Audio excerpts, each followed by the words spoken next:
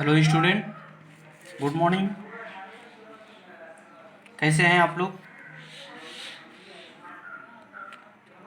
जनहित एकेडमी में आप लोग का फिर से एक बार स्वागत है। आइए देरी न करते हुए क्वेश्चन को स्टार्ट करते हैं। और आज का जो टॉपिक है डीसी मोटर है। डीसी जनरेटर कंप्लीट हो गया। आज डीसी मोटर का वन लाइनर क्वेश्चन है। आइए स्टार्ट करते हैं। पहला क्वेश्चन है कि हेलिक्स के नियम के अनुसार अंगूठा क्या प्रदर्शित करता है? हेलिक्स के नियम के अनुसार अंगूठा क्या प्रदर्शित करता है? तो उत्तरी पोल प्रदर्शित करता है। नॉर्थ पोल यानी नॉर्थ पोल, ठीक है ना। पोल मतलब ध्रुव, नॉर्थ मतलब उत्तरी, ठीक है ना। तो ये क्या प्रदर्शित करता है? उत्तरी पोल यानी नॉर्थ पोल प्रदर्शित करता है, ठीक है। अगला क्वेश्चन है कि डीसी मोटर किस सिद्धांत पर कार्य करता है? डीसी मोटर किस सिद्धांत पर कार्य करता है? तो डीसी मोटर फैराडे के विद्युत चुम्बकीय प्रेरण के सिद्धांत पर कार्य करता है। फैराडे के विद्युत चुम्बकीय प्रेरण के सिद्धांत पर कार्य करता है या खींचवा सिद्धांत पर कार्य करता है, या खींचवा सिद्धांत पर, ठीक है। अगला क्वेश्चन है कि मोटर में विद्युत धारा की दिशा ज्ञात करने के लिए कौन सा हस्त काम करता है? ये कह रहा है कि मोटर में विद्युत धारा की दिशा ज्ञात करने के लिए कौन सा हस्त काम करता है? तो बायां हस्त नियम, फ्लेमिंग के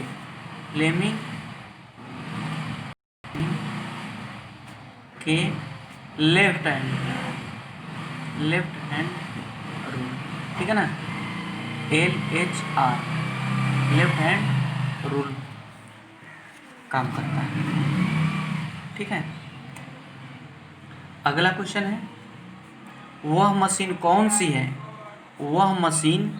कौन सी है जो डीसी विद्युत के द्वारा यांत्रिक बल प्रदान करता है? वह मशीन कौन सी है जो डीसी विद्युत के द्वारा यांत्रिक बल प्रदान करता है? तो डीसी मोटर। यांत्रिक बल प्रदान करने वाली मशीन को डीसी मोटर कहेंगे, ठीक है। अगला क्वेश्चन है कि फ्लेमिंग के बाएं हाथ के नियम के अनुसार अंगूठा व मध्य अंगुली क्या दर्शाती है? ठीक है। तो फ्लेमिंग के बाएं हाथ के अनुसार अंगूठा चालक के घुमाव बल को दर्शाता है और मध्य अंगुली जो होती है विद्युत धारा की दिशा को प्रदर्शित करती है। फ्लेमिंग के बाएं हाथ के नियम के अनुसार जो होता है अंगूठा चालक के घुमाव बल यानी रोटेटिंग फोर्स, कंडक्टर के रोटेटिंग फोर्स, और मध्य अंगुली विद्युत धारा की दिशा को, इलेक्ट्रिक करंट की डायरेक्शन को क्या करती है? प्रदर्शित करती है। अगला क्वेश्चन है किसी शंट के द्वारा उत्पन्न किए गए घुमाव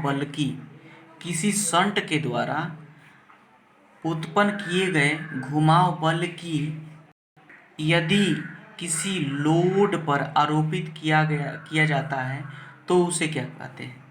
तो उसे हम टार्क कहेंगे या शंट कहेंगे। टार्क या शंट, ठीक है ना।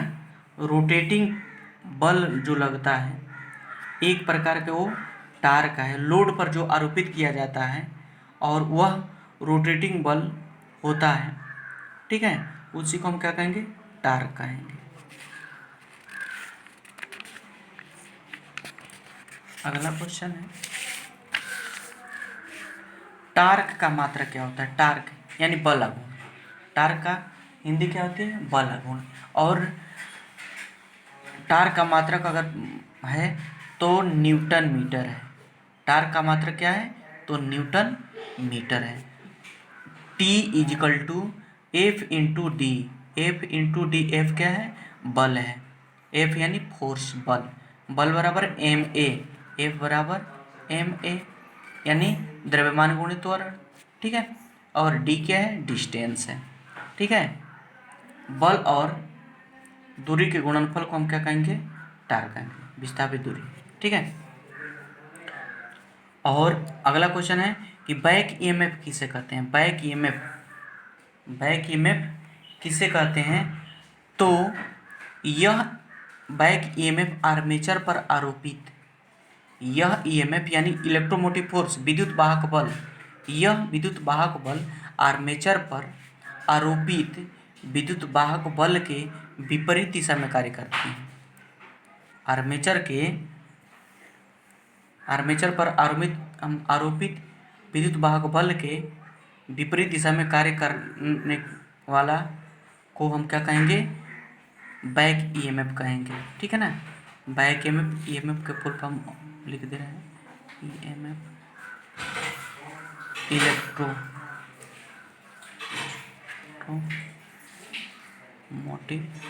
फोर्स, हिंदी विद्युत वाहक बल, विद्युत वाहक बल, ठीक है। अगला क्वेश्चन, वह मोटर कौन सी है, वह मोटर कौन सी है जिसको बिना लोड पर नहीं चला सकते। इस मोटर में सीरीज फील्ड वाइंडिंग आर्मेचर के सीरीज में जुड़ी होती है। कहने का मतलब ये है कि यह कह रहा है कि कौन सा मोटर होती है, वह कौन सा मोटर होती है जो बिना लोड के स्टार्ट नहीं करते। अगर बिना लोड के स्टार्ट कर देंगे तो उसमें क्या हो जाएगी, टूट फूट की मात्रा ज़्यादा हो जाएगी, ठीक है, और मेरी हानि छुड़ा करके लाभ नहीं हो सकती, ठीक है। तो इसीलिए उस मोटर को हम नो लोड पर नहीं चलाते हैं, लोड पर चलाते हैं, ठीक है। तो वो मोटर कौन सी है, तो सीरीज मोटर है, ठीक है। इसका मतलब ये है कि इसकी स्टार्टिंग टॉर्क मैक्सिमम होती है, स्पीड इसकी होती है 3000 से 25,000 आरपीएम होती है, राउंड पर मिनट होती है आरपीएम, ठीक है। और इस अगर यूज की बात हो रही है, यूज की, तो ये लोकोमोटिव फोर्स में, लोकोमोटिव फोर्स या रेलवे ट्रैक्शन, लोकोमोटिव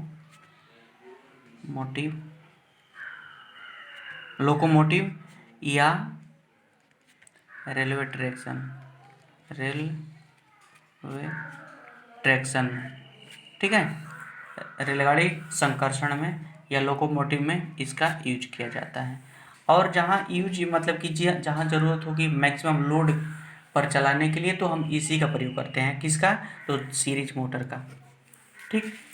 अगला क्वेश्चन है, वह मोटर कौन सी है जो अधिक भार व उच्च गति के लिए मानी जाती है।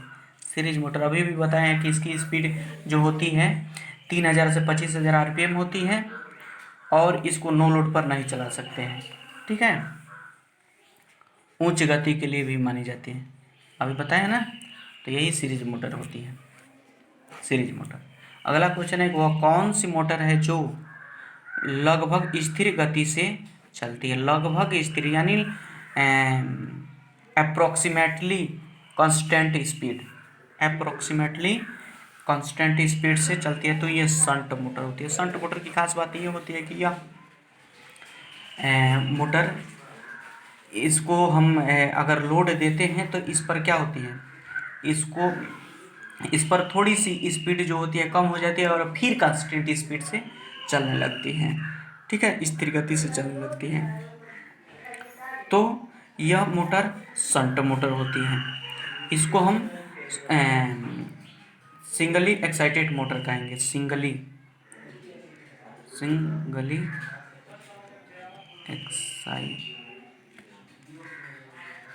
एक्साइटेड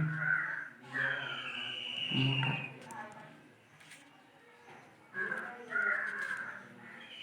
कहते हैं, ठीक है, सिंगली एक्साइटेड मोटर कहते हैं, ठीक। तो आज का जो लेक्चर है यहीं समाप्त करते हैं। और अगर नहीं समझ में आया होगा इस लेक्चर को या कोई भी डाउट होगी तो हमारे चैनल पर कमेंट कीजिएगा और बताइएगा कि कहाँ प्रॉब्लम है, उसको हम जल्दी से समाधान करेंगे। ठीक है, धन्यवाद।